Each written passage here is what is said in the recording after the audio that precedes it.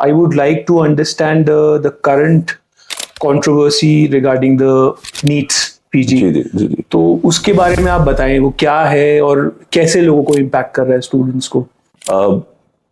बहुत दुख होता है बोलते हुए कि जो मेडिकल एजुकेशन सिस्टम है हमारे देश का, इसमें बहुत सारे फ्लॉज है। ऐसा नहीं है कि कंट्रोवर्सी आज की है या अब की है। मेरे समय से आ रही है ये कंट्रोवर्सी। मेरे समय से मेरा मतलब है 25 साल पहले की कंट्रोवर्सी है ये पिछले 25 सालों से, और इनफैक्ट उससे पहले से भी चला आ रहा है। एंड तरीके बदलते हैं लोग, लेकिन उनका मकसद एक ही होता है, एक चीटिंग एनवायरनमेंट क्रिएट करना। उस जमाने में पेपर लीक होते थे, किसी जमाने में डमी कैंडिडेट बिठाए जाते थे, किसी जमाने में सीट ब्लॉकिंग का भी एक कॉन्सेप्ट होता था कि एक काबिल इंसान एग्जाम देगा और वो एक सीट ब्लॉक कर लेगा और फिर वो सडनली छोड़ देगा और जिसने पैसे दिए वो उसकी जगह आ जाएगा।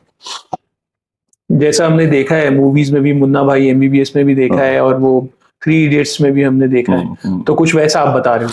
हाँ, मतलब बेसिकली ये जो चीजें हैं ना, आप उससे भी रिलेट कर सकते हो इसको, बट इसका जो ज्यादा कोरिलेशन है वो इस बात से है कि ये एक नेक्सस है और ये ऑर्गेनाइज नेक्सस है। हर बार वही चंद लोग, वही जगह है, वही शहर, वही स्टेट्स सामने आती हैं कि कहाँ से इसकी शुरुआत हुई, और जो इसके बेनिफिशियरीज हैं वो भी उन्हीं स्टेट से आपको मिलेंगे। You will never hear it, I mean I don't want to sound कि मैं रीजनल इसको इंडिया को बांट रहा हूँ, but you will never find the origin of this cheating और the beneficiaries of this cheating from let's say Kerala और तमिलनाडु और कर्नाटका। ये पर्टिकुलर एक जगह से ही है जहां से लोग चीटिंग की शुरुआत करते हैं। हाँ, नॉर्थ में है, और नॉर्थ में भी कुछ स्टेट्स पर्टिकुलर हैं कि जहां से इस चीटिंग की शुरुआत होती है, और एक पर्टिकुलर 2 या 3 स्टेट्स के लोग हैं जो इसके यूजुअली बेनिफिशियरीज होते हैं। So you know all the details. Is what you're trying to say? Everybody knows. Okay. तो आप एक डॉक्टर होने के बाद भी अगर आपको ये सारी डिटेल्स पता है, तो क्या गवर्नमेंट को नहीं पता? गवर्नमेंट इसके ऊपर कुछ एक्शन नहीं ले रही? थोड़ा सा ब्रीफ करता हूँ। पहले medical council of India MCI के हाथ में थी बहुत सारी चीजें। जितने भी एग्जाम्स होते थे, ये एक पर्टिकुलर बोर्ड बनता था, वो कराता था, फिर वो बोर्ड चेंज हो गया, फिर नेशनल बोर्ड ऑफ एग्जामिनेशन आया फॉर नीट PG।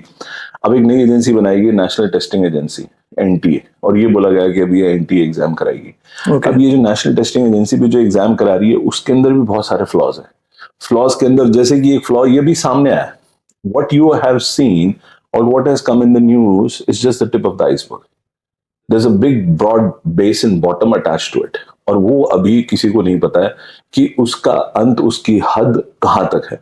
हम सबको जो भी पता लगा है वो, हाँ कि ठीक है, ये 4 लोग थे, 7 लोग थे, ये पोस्ट डेटेड चेक थे, ऐसे। सॉरी डॉक्टर तुषार, मैं आपको इंटरप्ट कर रहा हूँ, बट फॉर आवर व्यूअर्स आप थोड़ा सा ये बता सकते हैं कि कंट्रोवर्सी हुई क्या है?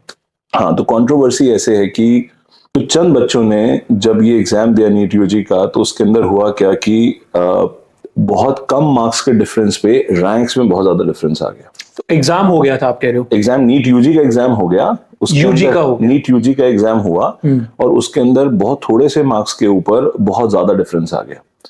अब रैंक के ऊपर बहुत ज्यादा डिफरेंस आ गया। जैसे फॉर एग्जांपल, अब मेरे मान लेते हैं कि 685 मार्क्स हैं, आपके 684 है, तो रैंक में 1000, 500, 400, 300, 200 यही डिफरेंस होना चाहिए। वो डिफरेंस चला गया 2000, 2500, 3000।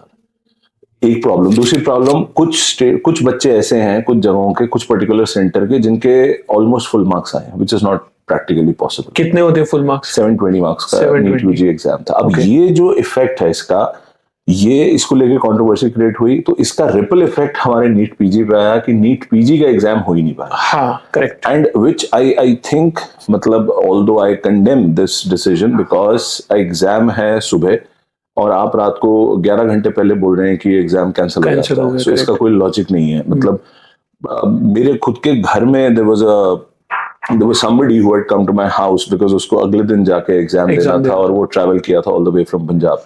So the entire purpose got defeated।